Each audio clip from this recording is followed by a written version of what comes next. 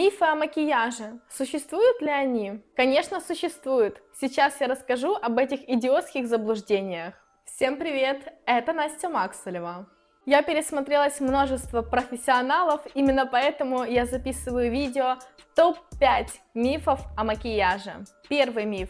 Нужно обязательно иметь красный карандаш под красную матовую помаду. Для меня это максимально странно, так как карандаш и матовая помада имеют абсолютно две разные текстуры. Есть у вас красный карандаш под красной матовой помадой или нет, это абсолютно не важно. Если ваша помада качественная, то она не нуждается в никаких карандашах. Перед нанесением достаточно просто припудрить губы.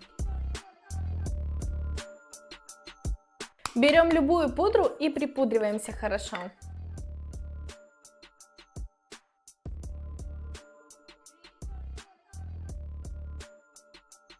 Изначально вырисовывая контур карандашом, это очень долго. А также покупая карандаш, вы тратите лишнюю копеечку. Ровный контур можно всегда нарисовать жидкой матовой помадой, особенно если она у вас с удобной кисточкой.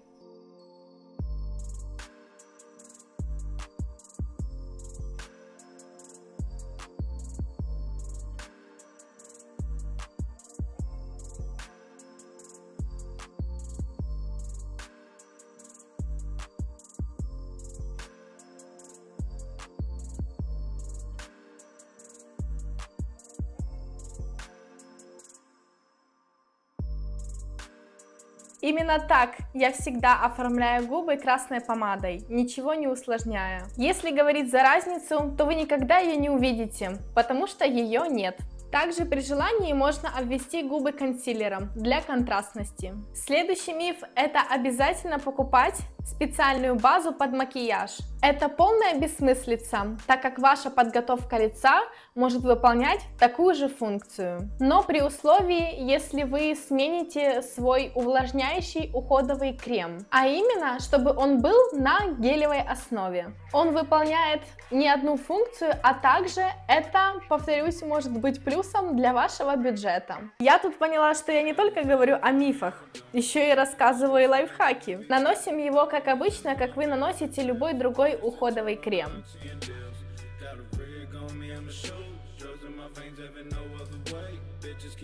Из-за гелевой основы и создается этот эффект сцепки тонального с вашим лицом. Возьмем любой тональный крем и нанесем его на кожу. Кстати, если у вас тональный крем на матовой основе, то это еще будет лучше для сцепки.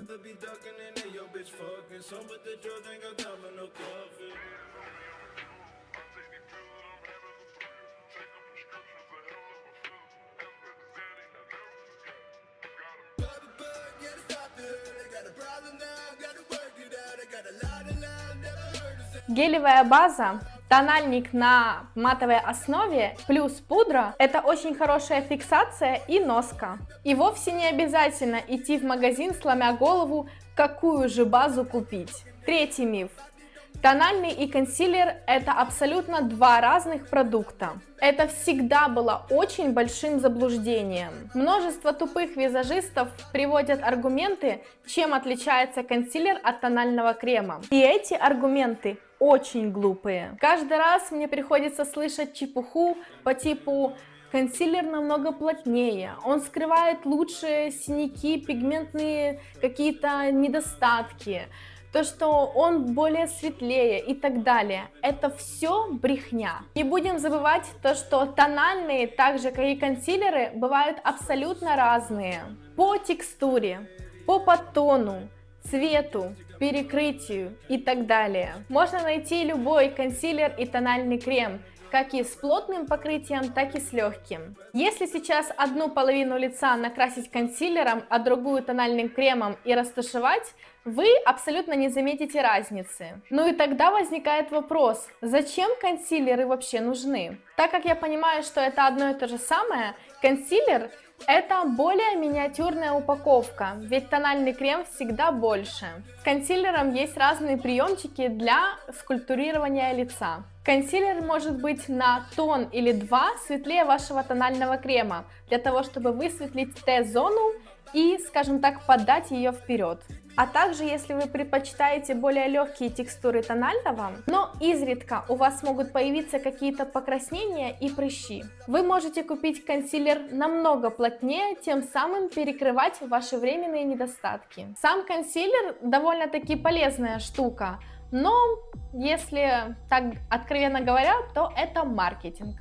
Кстати, тональный крем, как и консилер, имеет тоже зеленоватый и розоватый подтон. Четвертый бред – это кремовая и сухая коррекция обязательно. Сухая и кремовая коррекция имеет место быть отдельно. Конечно, при желании кремовую коррекцию можно дублировать сухой. Сухая коррекция намного эффективнее, и это факт, так как она находится на верхнем слое макияжа. Что касается кремовой коррекции, хороший жидкий скульптор – это тот, который хорошо тушуется, даже если он нанесен в больших количествах, а также не съедает продукты, которые были нанесены перед ним. Жидкая коррекция проигрывает сухой, потому что в конце концов мы ее припудриваем. Возьмем любой жидкий контуринг и нанесем его.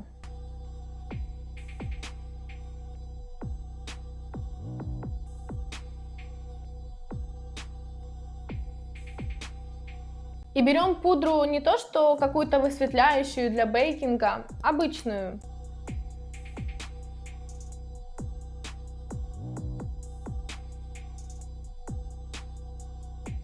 Мы сейчас припудрились и все. Кремовая коррекция больше подходит тем, которые хотят максимально натуральный эффект. Поменяла кисть и сейчас нанесу сухую коррекцию. Кто еще не понял плюс сухой коррекции, то что мы ее можем наслаивать столько, сколько мы посчитаем нужным.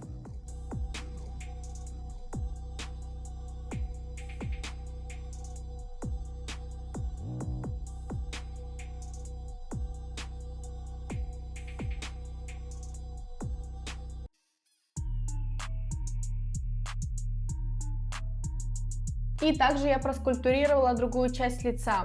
Но где какая коррекция, вы все равно никогда не узнаете, потому что абсолютно нет разницы. Сухую коррекцию нет необходимости припудривать, поэтому она намного выгодней и также экономит наше время. И пятый миф – это то, что тональный крем наносится в первую очередь. Это не то, что полный, это просто беспросветный бред. Скажу проще. Вам это подходит, если вы не сильно оформляете брови и если у вас нету макияжа глаз, кроме накрашенных ресниц.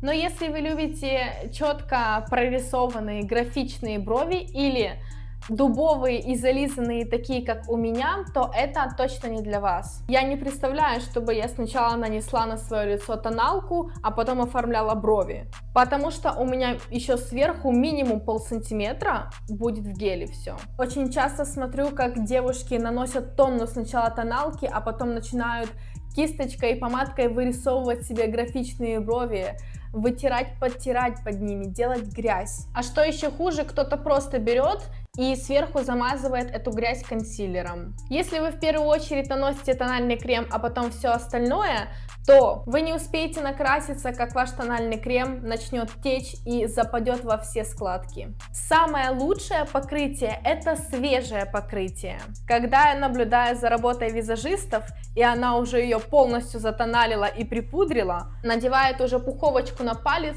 и стоит с этой пуховочкой, прихлопывая, начиная делать смоки айс. Мне хочется сразу сказать: твой рабочий день на сегодня закончился, иди уже отдохни, малеха. Что ж, это было 5 мифов о макияже. Здесь будет все о красоте, макияже, моде, уходе, а также обзоры и так далее. Это была Настя Максулева. Пока!